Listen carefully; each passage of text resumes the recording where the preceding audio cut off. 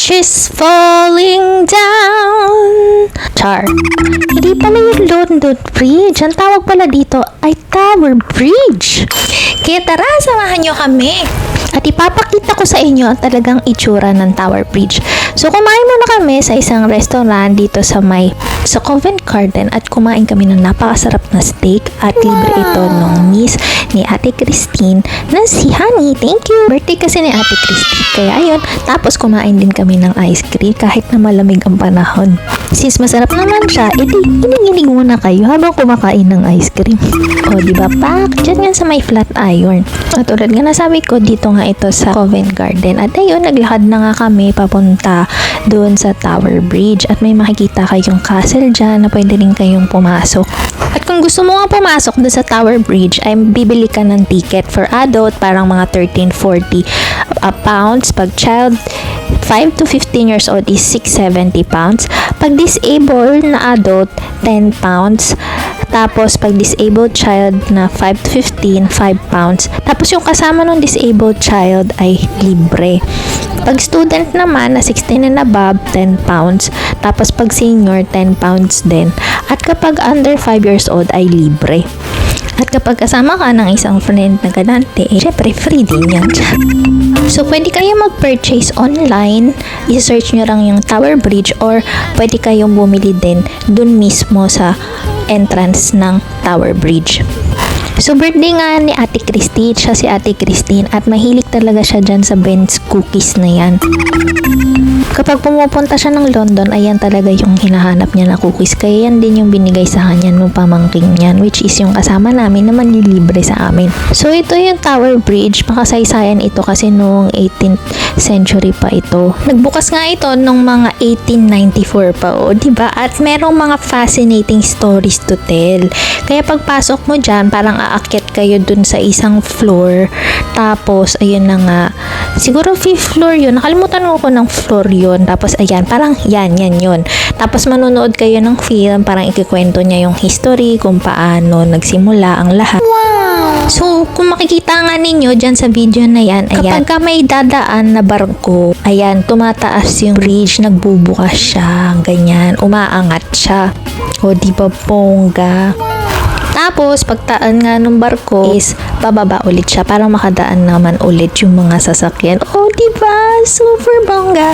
Syempre, pag halimbawa yung barko is mataas, ganun, isasagi siya dun sa bridge. Kaya kailangan nilang iangat.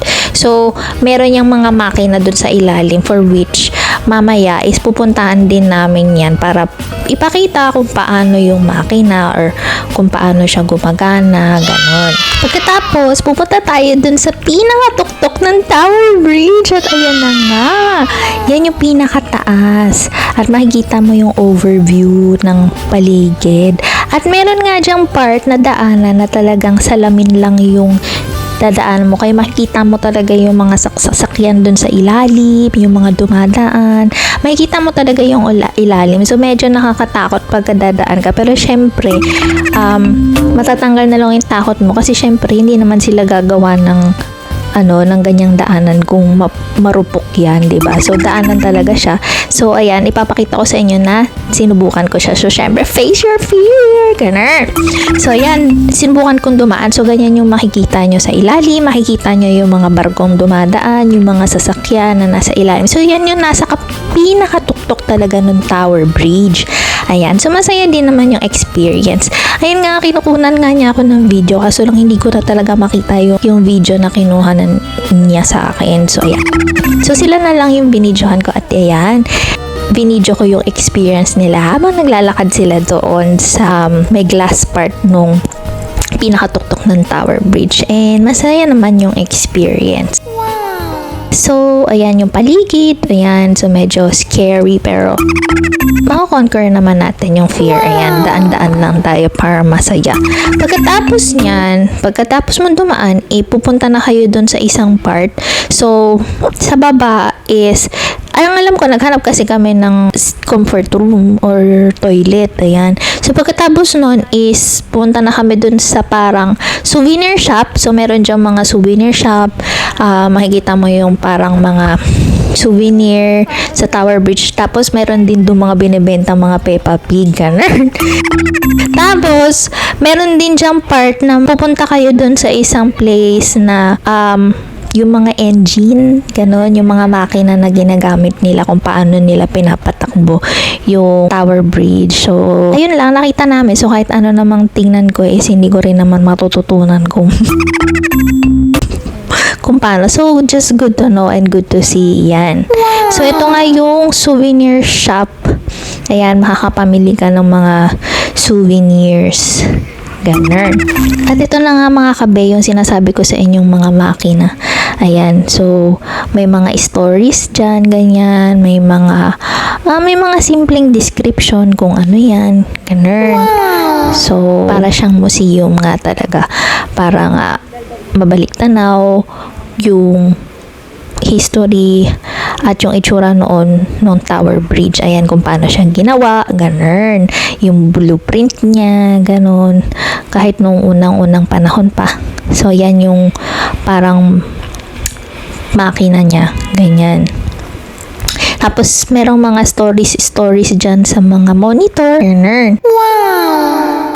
So, basa-basahin nyo lang o kaya minsan nagkukulitan kami dyan, ganun. Binabasa-basa namin yung mga nakasulat dyan. At nakalimutan ko na din naman kung ano yung mga nabasa namin. Pero, masaya naman siyang experience. Lalo na doon sa mga mahilig sa mga history, ganun.